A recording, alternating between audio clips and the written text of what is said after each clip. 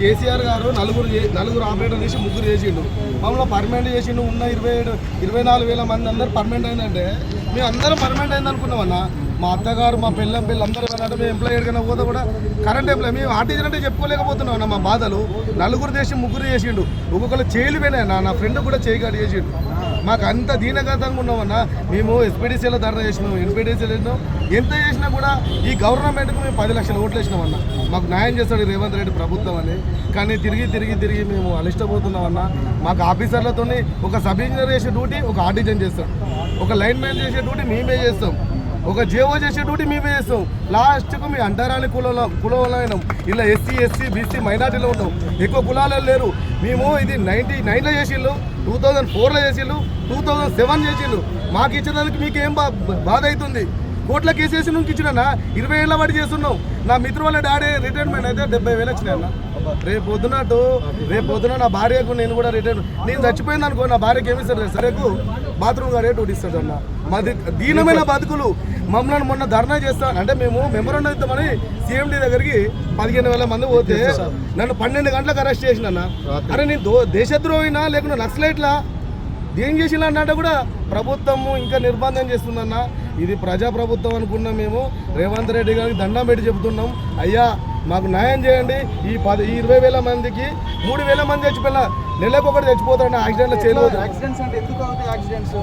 Work మీద అన్న, work యాంగెల్సీలు double feeding ఇస్తారు, కాంట్రాక్ట్ వాళ్ళు ఇష్టం ఉన్నట్టు చేసిపోతారు. సంతకం పెడతారు,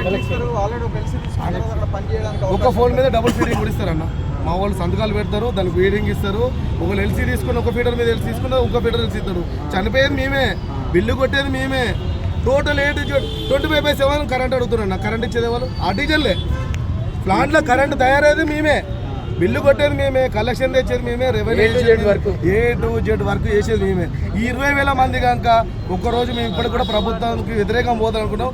మేము ఒక 2 గంటలు బయటకు వెళ్ళింది అనుకో కరెంటు అనేది వస్తుంది అన్న. లైన్ అయిపోయింది అనుకో, నీ ముందు ఎవరు చెప్తారన్న? మా ఆర్టీజనే. ఎవరేటోళ్ళు ఎవరు చేయరు. లైన్ మ్యాన్ జీతం ఎంత అంటే ఉంటుంది వాళ్ళ జీతం, మన బేసిక్ సాలరీ 40,000 దాకా ఉంటుంది అన్న. మాకెంత మా భార్య వచ్చిందనుకో పీజీ అయినా కూడా 12,000 జీతం అన్న. ఇలాంటి దౌర్భాగ్యంగా ఉన్నామన్నా. మాకు అన్ని అర్హతలున్నాయి అన్న.